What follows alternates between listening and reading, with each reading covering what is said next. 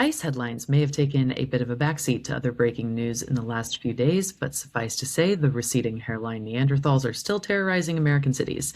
Today, we are bringing on a guest who basically has the perfect argument as to why abolish ICE is really the only correct answer. I am Maggie Gelson Burnett. And I'm Mallory Hagan. This is Pretty Furious. Speaking of music, hello. Did you just get tickets to go somewhere? I did, yes, it was a really long and trying process. I literally had a sweater on. I was sweating. I got Bruce Springsteen tickets. Whoop, whoop, whoop. Hey, little Yes. girl, is your daddy home? We're gonna You have to expand. can say that. We're gonna have to expand on why those lyrics are okay. What do they mean, really? You know, that'll be a different episode. We should do a Bruce. I'll do a Bruce Springsteen episode someday. We should do a deep dive, and you can teach me about Bruce and therefore those lyrics so that I Yeah, understand. yeah, perfect, great. I love it. You know who's not in the Epstein files? Bruce Springsteen. Bruce? Okay, all right. Well, so far as we know. No, I'm just kidding. That would be literally so devastating for me. You would have to remove your Like tattoo. Tom Hanks being in the Epstein files. That's true. That would be awful. That would be dark. Um, okay, before we get into it today, we're talking about ICE, immigration, a little bit of a heavy subject, but I think there's some positivity sprinkled in, which is nice. There's a lot of what we can do about where we're at with immigration right now. But before we do that, we want to make sure you're following us. If you're not already following us on Substack, that's where this podcast lives. We're over in the Siren Network. Be sure to find us there at Pretty Furious Pod. Actually, we're at Pretty Furious Pod everywhere, including our website, prettyfuriouspod.com. So make sure you're following, and extra bonus points if you leave us a review this week. We would appreciate it. Yeah, we would love that. Um, well, before we welcome our guest in, Mallory, do you have a Mhm. headline that has made you pretty furious this week? Of course I do. And of course it's from Jessica Valenti, because why wouldn't it be about my Obviously. reproductive rights? And Mhm. yeah, so there is a representative in Tennessee. His name is Monty Fritz. What Monty the fuck? Fritz Oh, looks like the kid from A Christmas Story grew up. Like, if that's his face, and then just like make him, I don't know, he's probably like 58 years old or something. for sure, But for sure, sure. Monty Yeah. Fritz believes that quote, if you kill a baby from embryo on up with a pill or a scalpel, we ought to execute you. And so, in the past year, equal protection legislation that would punish abortion patients as murderers has been introduced in over a dozen states. And, they could mean spending life in prison for someone who has ended their pregnancy. And as we all know, that may not always be on purpose. And there's a lot of gray area there. Monty Fritz, the reason I bring him up is that he's running for the governor of Tennessee. And this past week, when he was asked about his stance on this, he doubled down. So we've got a man running for the governor of a state who believes that women should be locked up for having an abortion, and potentially executed for it as well. So that's making me pretty furious because, you know, Cool. Love that. cool, cool, cool, cool, I, cool, cool, cool, cool. we have old white guys named Monty who are trying to fuck with our reproductive care. So, As per usual. yeah, that should infuriate you. Even if you are not a woman, even if you are somebody who doesn't need reproductive care. Um, yeah, that's fucking insane. Monty is also a diabolical name, just for It's what it's. not just Monty, it's Monty Fritz. Yeah, that's terrible. That's awful. That's a really bad Monty name. Fritz. Yeah. Oh, that's rough. My headline this week is, well, it's more so just like a response to a headline. So as we know, Prince Andrew was arrested yesterday. Um, the arrest charges are stated as misconduct in office, Hmm. in association to Jeffrey Epstein. So the association matters is what I keep telling people, that this isn't, just insider trading. This isn't just financial crimes. This does have to do with his affiliation with Jeffrey Epstein. Basically, I think the theory right now is that the UK government will take this and they will try to build on this case with other charges as they come along and as they receive more evidence. So there are a lot of purity politicking liberals out there who are talking Mm-hmm. about how, well, he wasn't arrested under, charges of child SA, of human trafficking, of all the things that he should rightfully be charged with. Sure. And that's correct. Um, and then trying to kind of like, say that because the circumstances aren't perfect, that he shouldn't have been arrested. And my rebuttal to that is any kind of accountability is better than no accountability at all. It's better And than the president just running around doing exactly, whatever. exactly. Like what? Like, would you rather Donald Trump be arrested for financial crimes or for what he, has done in the Epstein files? Would you rather neither of those happen? Like the question I pose to people is like, okay, so we don't arrest him at all. That's the solution Yeah, here that's the then? other. Like, Well, I so also think people really underestimate how rare the fact that this member of the British monarchy. I mean, yes, that this is is insane. huge. Yeah. Yeah. Yeah.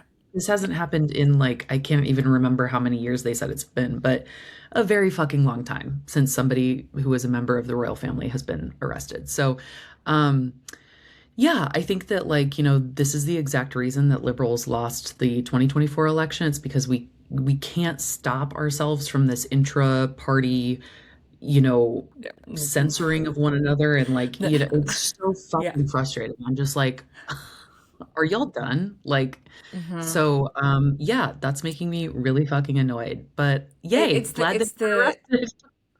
it's the it's the get on the bus that's going in the direction that you want to go. Right. Right. Him being arrested is him being on the bus and the direction we want him to go in.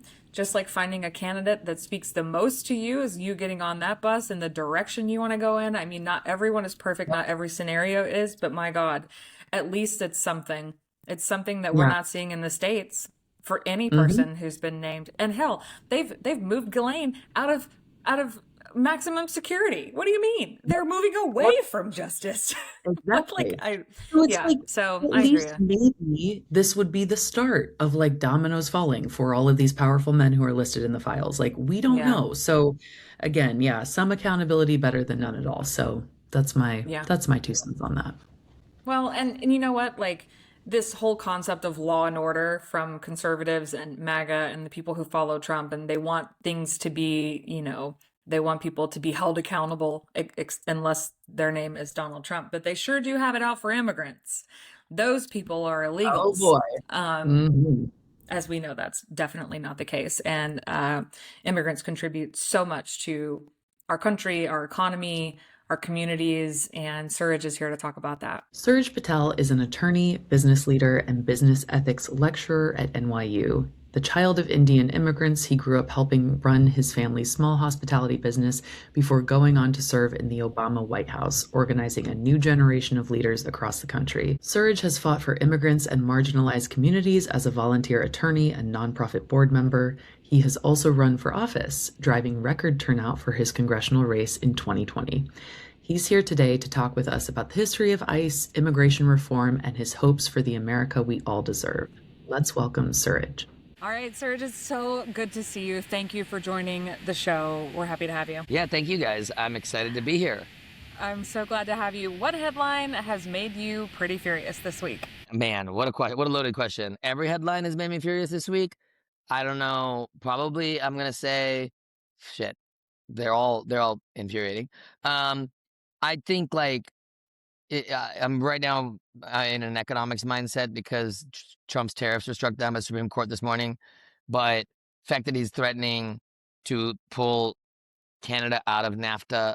So it's a big thing. It's a big thing because one of the best gifts that this country has had is two super allied neutral borders so that unlike other countries in the world, you don't have to militarize 10,000 miles of space, which costs a lot of countries' GDP. And it's like, why would you mess that up? Do you know what I mean? And it will Mm-hmm, trickle down mm-hmm. into lots of things, the militarization of our country and our streets and the way we do immigration enforcement, all that. It's all tied together. But a big reason that America has had, we're going to talk about it, so much success is having relatively open borders for most of its country and having borders with two strong allies forever that you didn't have to worry about, dealing with. And it's just emblematic of how stupid, short-sighted, and just, ridiculous the president is. He's just completely senile at this point, I think. And it's annoying because, maybe we can admit former presidents have had mental decline, but this one's like on Adderall on top of it. It's like, yeah, it's like the worst. I'd rather just chill and lay on your sofa. That'd be fine. I'm just, this thing's on autopilot. But yeah. We often talk about how we miss a political state where we just kind of knew what was going on versus it was just like a fire hose of information in our face all day, every day, making it such that like you can't even enjoy the normal things that you feel like you should be able to enjoy because we are just inundated with horrific, bad, awful news on a daily basis, and ICE being at the forefront of that conversation right now for all of us. Right now, but we might attack Iran next week, and there's gonna be another crazy Yeah. thing, right? I mean, it's like, Yeah. I think I always say this as a political theory person: the beauty of limited government is the word limited. It's supposed to be limited. It's supposed to be a very small part of your life. I like the era when we didn't think about politicians except at election time. Yeah. It's supposed to be a very small part of our lives. Honestly, it goes both ways. I don't need to see your TikTok. I don't need to see you making mac and cheese. I have friends for that. You know what I mean? Like, I just don't need to see your entire life all the time. You're not a celebrity. You're supposed to be a public servant. And that applies, as I said, it applies to both sides because I'm just like, what is this entertainment politics? I don't need you. I have cool celebrities I'd rather follow. I'd rather follow Dua Lipa than know what Marjorie Taylor Greene is bench pressing today. I just don't care. Right.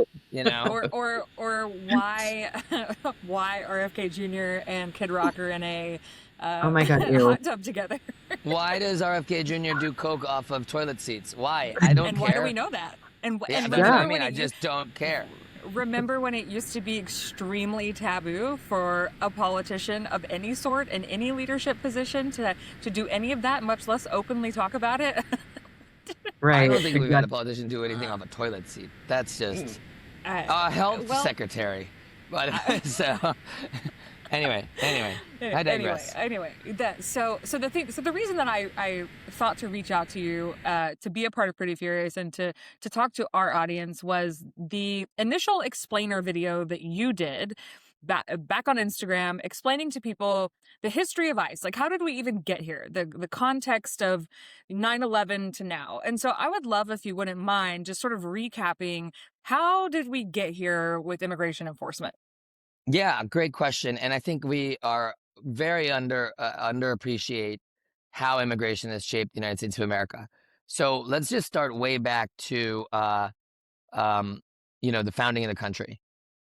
For the longest time, from about the 1800s to around the late 1890s, we pretty much had open borders to Northern Europeans.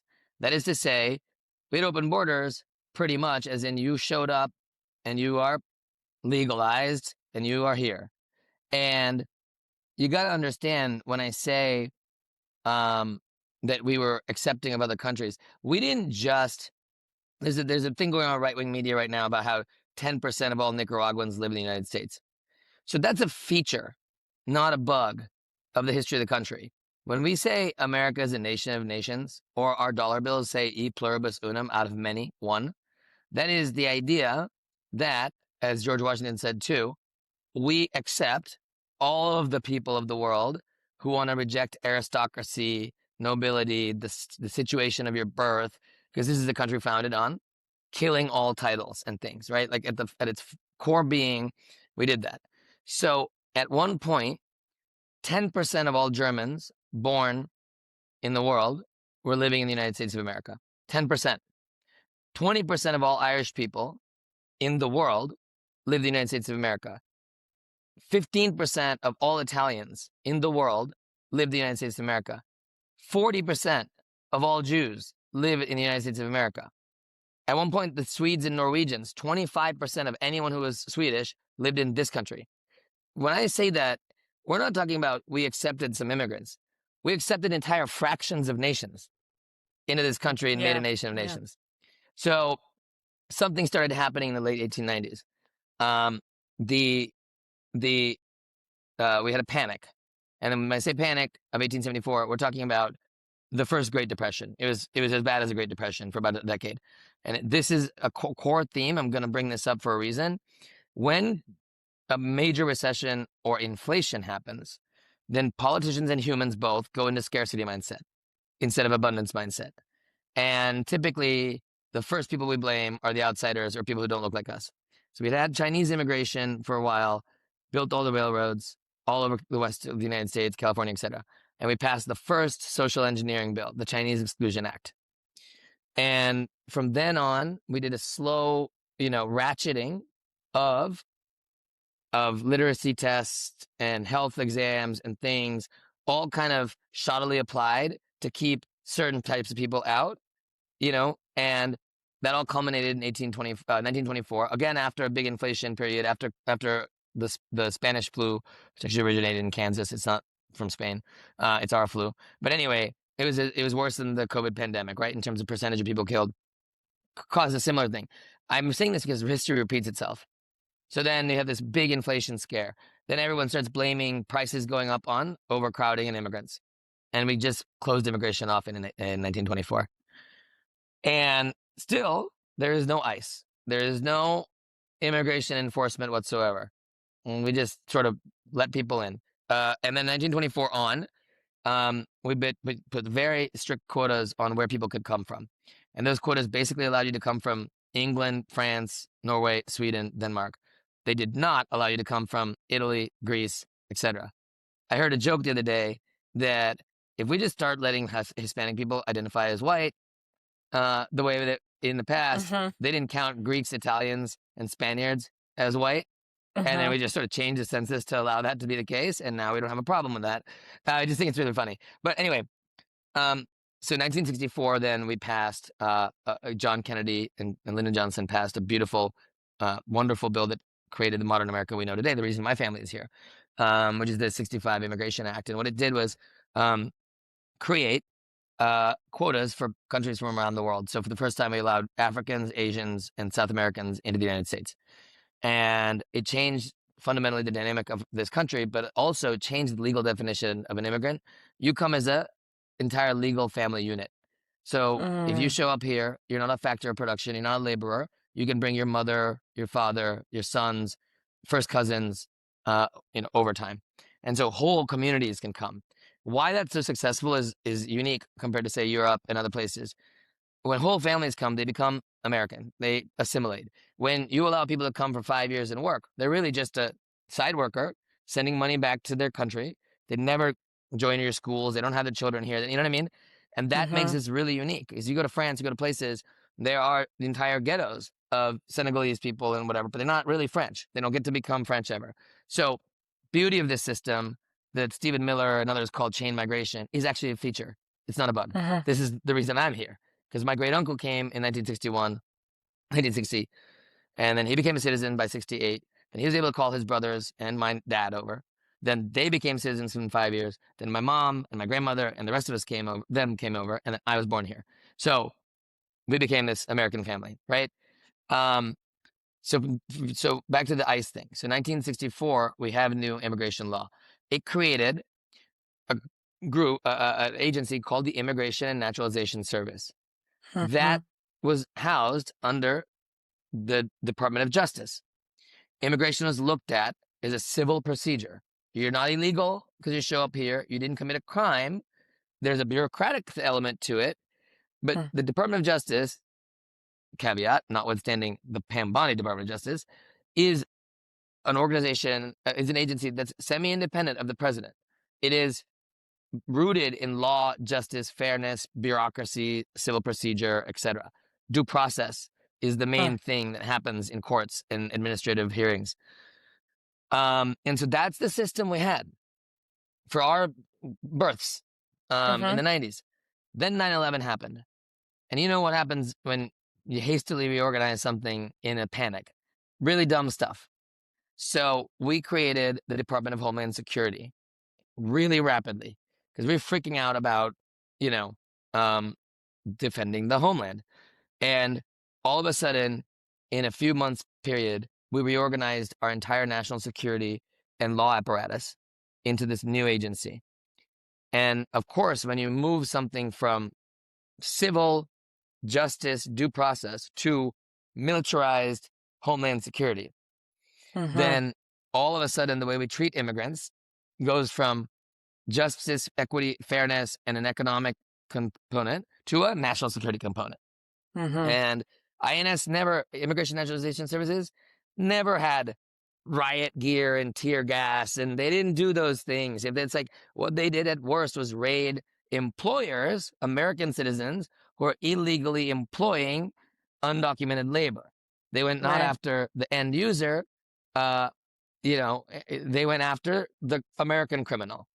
And those kinds of things matter because where we now led is a system without impunity, that can sort of be a military police force around the country.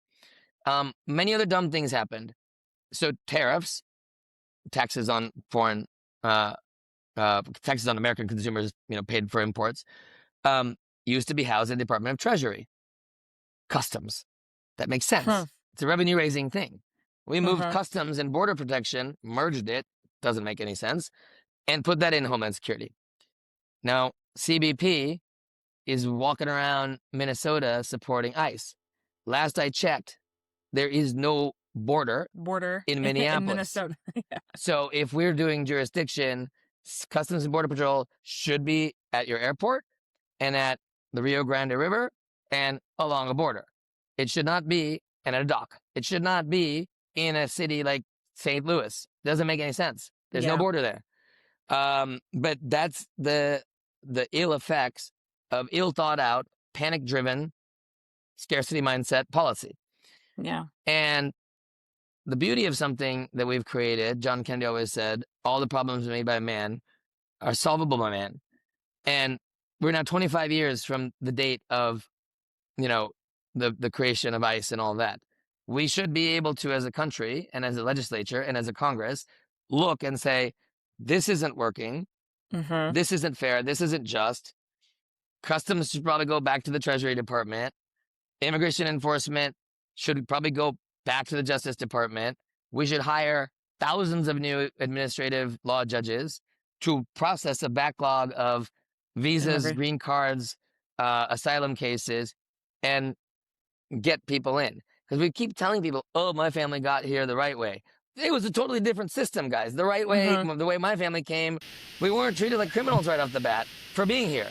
Right. And so you can't make that apples to apples comparison when the system changed. So, Um, something that you said in the video that you posted, and I don't remember the exact verbiage that you used, but it was something to the tune of, we used to welcome immigrants. We used to yes. have open arms for them, and Okay. So now everyone's yes. looked at as other or bad or illegal. Yeah. And when I said, like, okay, for the first half of the country's history, we were a nation of nations. We literally brought a tenth of the German population into the United States of America, a 15th, not 15% of the Swedish population in the United States of America. The things we know that are American. So the Germans started kindergarten and beer halls. It's a German name. Like each group started, the Swedes started schooling, like real public schooling. That's what we think is very American. Each group, did something that today we fundamentally think of as American. The hamburger is a German fucking food. Freaking food. No, And I forget. the F word's fine. Yeah, we are pretty furious, aren't we? So, Yes. so it was a different era. But this is a hobby horse of mine because I'm working on a book. And John F. Kennedy in 1964, 63, while he was right before he was assassinated, was penning. He was a great author, right? He was a Pulitzer Prize winner. He was penning his fourth book. The book is titled "A Nation of Immigrants." It's the first time we've heard that term, Huh. and you can get it for free as a PDF. 60 pages. It's a beautiful history of American immigration, and it's amazing writing. It's my favorite. And he did something unique. So we were in the Cold War, right? Everything was about the Cold War. Everything is about the Soviet Union.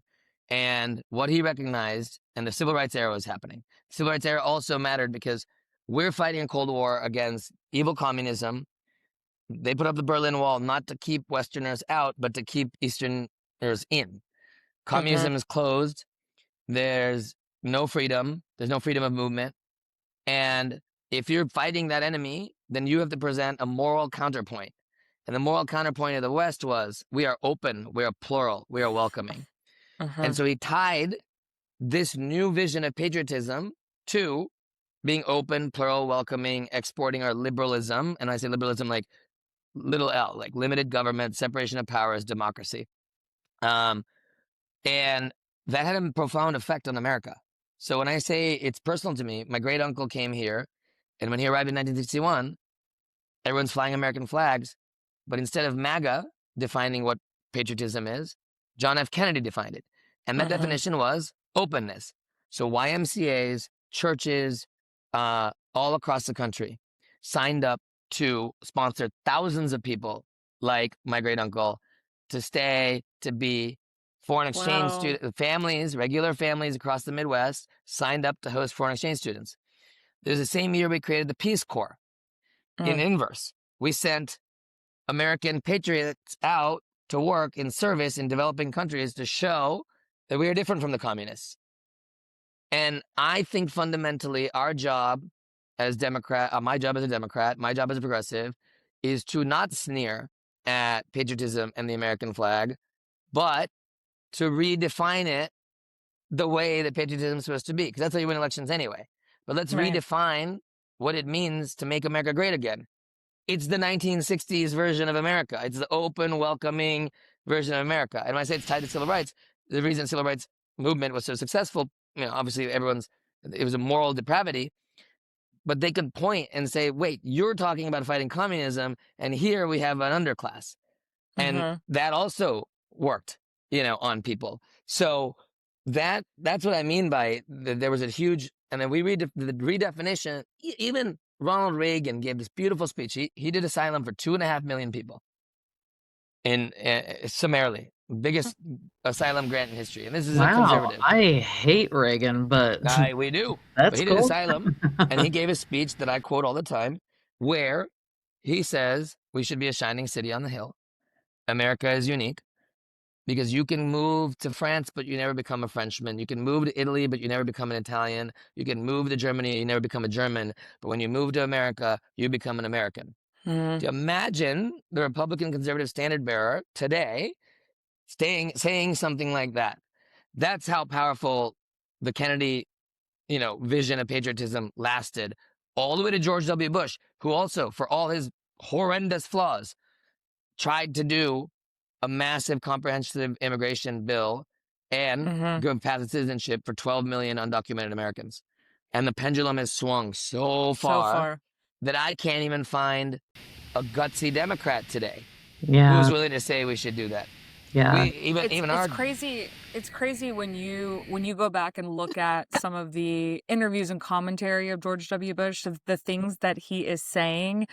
The modern day Republican conservative would call him radical, liberal, leftist, yes, never, yeah. yeah, I totally. mean, yeah, and And look, it's basically him saying people deserve dignity and basic human decency. So let's figure out how to do this in a way that makes he sense. yes, he actually won on this, what he considered compassionate conservatism.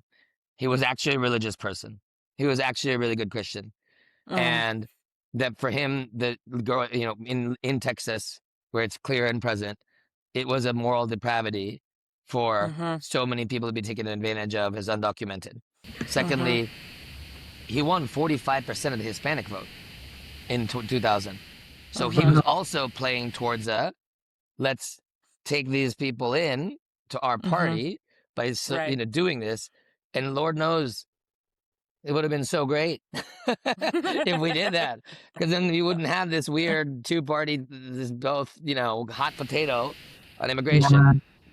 Yeah. I'm curious to know, like, do you think that there is any way to still reach these people who who do not believe that our country was built on immigrants, who lack a basic understanding of American history, we'll call it that. Um, and also are saying things like build the wall and we should militarize our borders and all of that. Like, what is how do you view them? Do you think that they are at all savable, or Well, have they Mallory, gone you're too from far? Alabama, right? Okay. I'm from Indiana. I grew up in Indiana, I'm from Iowa and originally. you're from Iowa. Hmm. My town, I went to kindergarten through high school with my brother and I being the only non-white people in the entire K through 12 school system. And I loved it. And nobody ever questioned my presence. And I had all the friends and, you know, I was class president and all the things. There was, thing. So I actually take issue with the idea of us painting everyone with a bad brush. Even today, when you poll, vast majorities of Americans have moral issues with some of this stuff. So if I'm being honest, we it's the like Twitter MAGA crypto bro, podcaster asshole that we're talking about. They're trying to create rage to sell ads. They're trying to create rage to create customers. But if you bypass that and go to the, you know, appeal, I'm watching James Tallarico in Texas doing a tremendous job of appealing to people's morality right now. And people respond to that because I fundamentally believe that the vast majority of people are really good. And when I think social media has had a major impact on the world, obviously, because it's not just America. You have MAGA movements in Turkey and India and in Hungary and obviously Russia, obviously China, because these devices and the algorithms are prey upon anger, rage, and stuff. And there's this dynamic we've been watching where you know, vast majorities of Americans say that their finances and their crime and their stuff is good. But when you ask them about the country, it like drops because they're watching something happening in Minneapolis and they're like, it's all going to hell. But my Uh-huh. community is good. Now, if we aggregate my community response, then everyone's actually doing pretty good.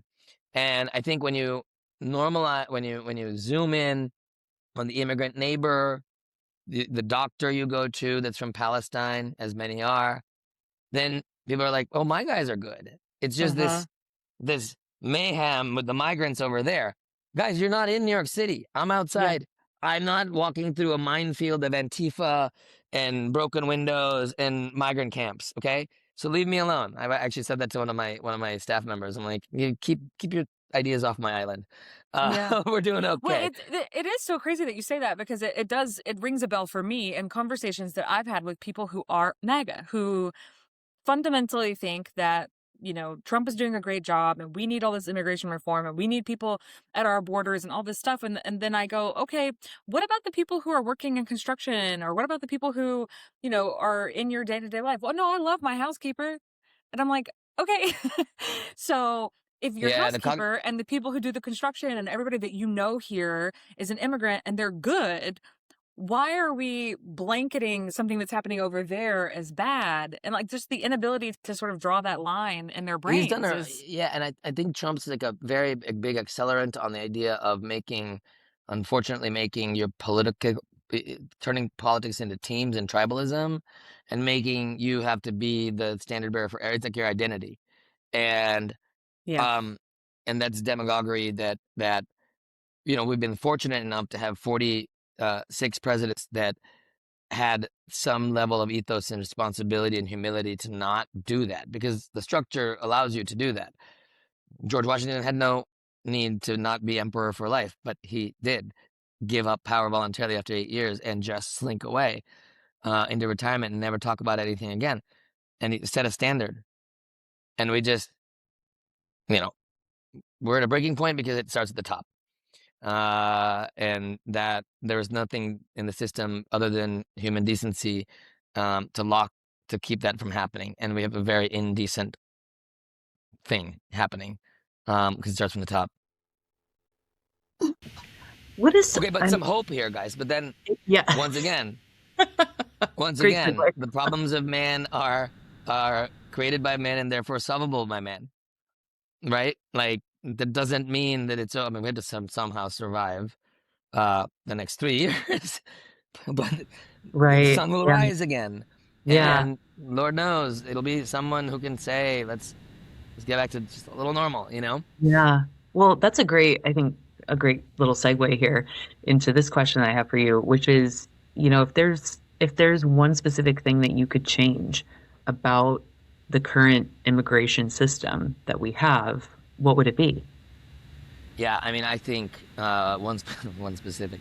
It's a whole Yeah, yeah, comprehensive thing, just of to course, narrow it but down. I do think fundamentally recharacterizing border security as security, as in Customs and Border Patrol lives at the border, and security doesn't mean humans; it means drugs, bombs, etc. That's a different type of law enforcement. That's a crime. And then moving immigration and naturalization, citizenship, and all that stuff back to the Department of Justice, possibly in the Department of Commerce, if we're now saying it is a fundamental impact on our economy, our Economy. GDP, our demand, etc., and and reorienting that. That's prong two. And so you're removing this militarization out. Look, they keep saying we're only deporting immigrants who can commit crimes. We have a federal system for a reason. Crimes are solved by your local police, your sheriffs, your state troopers, and if it's a federal crime, by the FBI, who requires a warrant across the country in order to go in. We had the separation of powers for a reason. Jurisdiction, as boring as it is super important because our Mm-hmm. founders both horizontally and vertically split power in this country so no one could have too much. Too And much. so the states have power over crime. So if an immigrant commits crimes, just like if an American citizen commits crimes, the New York Police Department is supposed to handle that. I don't Mm-hmm. need an extra agency out here that is lawless coming in and doing overstepping the NYPD specifically for an immigrant crime. Because if someone shoots someone and they're a citizen or they're a non-citizen, someone's dead. Right. And the crime is murder. The crime isn't I was here illegally. The crime is murder. Mm-hmm. So we have systems to solve for that. We literally have detectives. And why are we doubling that duty up? And why so many you'll notice why do so many police departments hate taking immigration into account? Why do so many hospitals? Why? Because say I'm a domestically abused woman, but I'm undocumented. Now, if I can't call the police when my husband is beating me Mm-hmm. because I'm afraid of being deported, then we're making our cities unsafe. That's why sanctuary cities exist, because we Mm-hmm. want people to go to the emergency room if they have COVID or get care. We don't want them to be scared and all become a public health threat, right? And Right. so there's a fundamental reason why the police and our public safety has made the judgment that it's better for us to not deal with immigration than that. You know, it's the same as like when we were in college and like if someone is super drunk or sick and you take them to the hospital, they don't write you up for For underage mm-hmm. intoxication because then you would never go and we just have a bunch of dead college students. Right. Um, so harm reduction matters. But anyway, so I'd say, you're bifurcating that back, you're making that, and then we got to just acknowledge supply and demand, right? So we have quotas, we have millions of people lined up to come. The country's birth rate is falling. We're on our road to like losing population this year. And the only thing that has kept this country remarkably resilient and afloat is we continue to inject newcomers from around the world and we have plenty of room for them. If that's the case, let us overhaul the legal immigration system so that rather than crossing 3,000 miles on foot, you know, there's actually a system in which you don't have to wait 16 years if you validly should be here to be here. Yeah.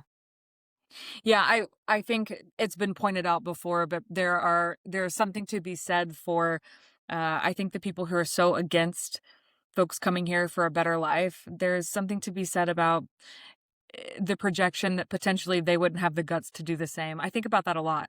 That, when you're a person who has had a relatively easy life, things have been handed to you. You have the privilege that many of us do to live here and be in America. The idea that you would go to such lengths, so many barriers to do something better for your family or for your kids. I think a lot of people, they simply can't even fathom it. I mean, my And grandmothers and my great uncles and my parents came 13,000 miles away to a country they speak another language. They don't eat meat.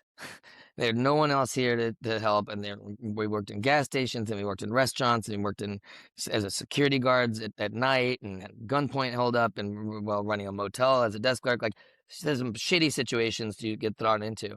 How bad must it have been in right. India to be that poor, that dirt poor of a farmer with no ability to subsist, to make that risk? And don't you want that kind of entrepreneurial risk taker? So the John Kennedy book I referenced, he lays out the history of the country and why people come to America and why we allow them to. Stem from three reasons. They're escaping political persecution, like the Jews. They're escaping religious persecution, like the Pilgrims, the Puritans, the French Protestants, whatever.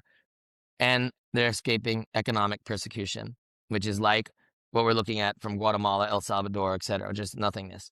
All three stem from the same thing, which is that we have a country of ample space and no other national identity other than becoming a mixture of nations, and uh, and that that we don't have a nobility, an aristocracy, a caste system, so we don't have titles. And that's the whole big dispute with England, right? Like, you got all these lords and nobles and da da da da, and you can't marry. Here it's like, can you show up? Can you figure out how to run a dry cleaner or a gas station or a newspaper? Or can you invent the light bulb? All the freaking amazing thing. Can you invent the airplane? All these amazing things that didn't happen elsewhere, but those same immigrants came here and did them because there's more freedom, limited government, and less structure. Yeah. For our listeners tend to be very politically and civically engaged in their communities. I'm constantly enamored by like the work that a lot of our listeners do just locally in their own communities. So for our listeners who want to be engaged, constructively on immigration reform, what are some things that they can do, even at the local level, to Big, help out? great question. So so I told my wife, we were at the airport a couple days after the election. I go, man, I'm not, I don't have another 4 years of marches and sign making parties and stuff in me. This sucks, but I'm going to do it, of course. But I go, you know what? I'm going to be constructive. That day I signed up I'm a lawyer. So that day I signed up for um, the Safe Passage Project, which is an organization, and there are many like it around the country, that processes asylum cases one at a time. And I'm going to stick it to this president, even if it just is one or two kids that otherwise would have been deported. They get to stay here, then fuck him. That was my thing. So I'm I doing love those. that. I'm going to do those. Like, that's my victory against you, asshole. And so I would encourage you first to, Google around your community. But almost every city in America now has something like the Safe Passage Project. A lot of this is done by the Catholic charities, and by churches, which is also good because we're like trying to bridge here. Yeah. Um, so look up that, because even if you're not a lawyer, there's just so much administrative paperwork that needs to be done that all of us all your listeners are probably qualified to do. And then you can help a lawyer like me. If I had some 2 or 3 people doing a lot of that stuff, I could do 10 cases at Right. once. You know what I mean? So everyone can jump in on that. That's the most like fundamentally easy thing to do while we're freaking out, because it's in the law. Um, and then, of course, we've got to figure out a way. This is a Democrat and Republican problem. I told you, I can't find a Democrat that talks like John Kennedy right now, let alone, right? Like, they're just so scared. And it's like, call your legislators, call your congressmen, because non-citizens and immigrants are the first scapegoats, whether it's in the Third Reich in Germany or here or whatever. They have zero political power. Mm-hmm. So it's going to take a Yeah. bunch of citizens to be like, I stand on behalf of this guy. And then your congressman or your senator listens. Right. If that makes sense. So fundamentally, should not pass another ICE funding bill. It got funded to Uh-huh. $80 billion last year. Yeah, that's enough to last for a century, in my opinion, at prior amounts. And we should not do that until we are actually reforming, in my case, dismantling this entire organization, rebuilding it ground up in a totally different mindset elsewhere, in a different agency or body. I don't trust Homeland Security. I do, but I don't You trust mean Homeland Security. you don't trust Kristi Noem? What? That's crazy. I wouldn't trust her with my Not. dog. No, definitely not with your I would dog. not trust her with my dog. Yeah. So I don't trust, in this case, Pam Bondi is not a great option either. But like, you know, we have to look past these people, because then we don't have any agency we trust right now at all. It's really sad. And Uh-huh. then start back over with a more sane, humane process. And I'm willing to say, look, I get it. We should compromise, right? Like, if you want border security on the border so that people aren't just running across, then we can beef that up. But we need to do something about the 13 million people living here. If you actually deported all of them, this thing would fall into recession faster than yesterday. Uh-huh. And so that would also be pain anyway. But beyond that, it's a moral legitimacy issue. And then in a go forward basis, we can't live like this anymore. So the reason Reagan asylum 2.5 whatever million people is because they were like, oh, this builds up, this like a pressure cooker builds up. Now we're at 12, 13 million. And so if we do one more summary asylum and I have to wait 30 years to do it again, it's stupid. We should Uh, do it and then open up legal pathways of immigration to a more valid meets supply, meets demand thing. So you Uh-huh. don't end up with this extra that supply and demand dictated, Yeah. I Also, think like, that guys, and we have to start making the economic argument. By 2040, there will be 2 retirees for every 1 worker. It's bad. The thing that has uh-huh. kept Social Security and the economy alive for the longest time is that when you import an immigrant, that's like 18, 19, the most expensive part of their life was already paid for by some other country. They're educated. Then for the next 40 years, they work, they pay into Social Security, they pay into things. If you stop that spigot, then you look at yourself like Japan, Italy, Germany right now, falling into crazy debt spirals. And so there's that element too. And I'm not saying that that's my number one element, but possibly we got to get back into persuasion, and maybe it's like bringing the business community on, and chamber. We have to build a coalition, and it may not be Uh-huh. the right reasons, but we do need to build a coalition. Yeah, I mean, I think for Maggie and myself and a lot of people who are listening, the moral argument is enough. But when you're trying to reach across the aisle and have conversations with Got people to in come your up with something community, else. being able to point out to them that your community is running on people who have immigrated here. They contribute astronomically to our economy, our food supply. All of these things are super important to our ability to function as a society. And we're going to have another conversation about that with you because we Yeah, could talk about look. I this mean, forever. ever, yeah. And I mean, look at this. Like, so I go to like Indiana a lot, and little towns that otherwise would have been boarded up, methed out, and hollow are Uh-huh. actually main streets are thriving with Mexican communities and things like that. So like your alternative was going to be that every person graduates high school, leaves leaves your place and moves to Indianapolis, in Indiana's case, or leaves upstate New York and moves to New York City.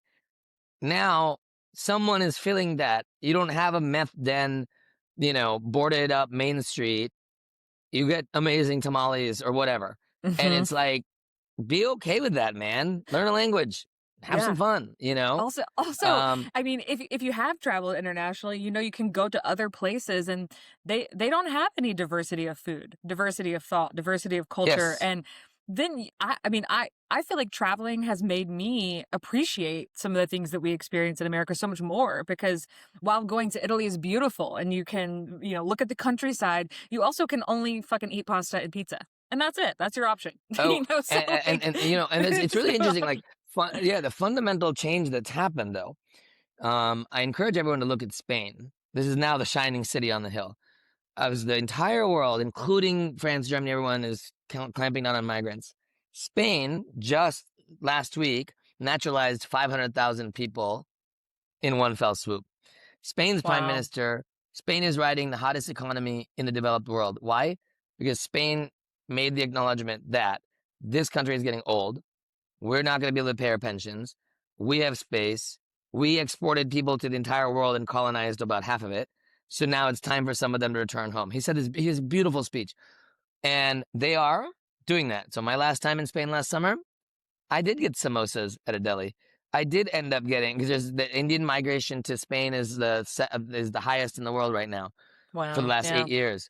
The place is dramatically changing in front of our eyes, and for the better, and they're okay with it.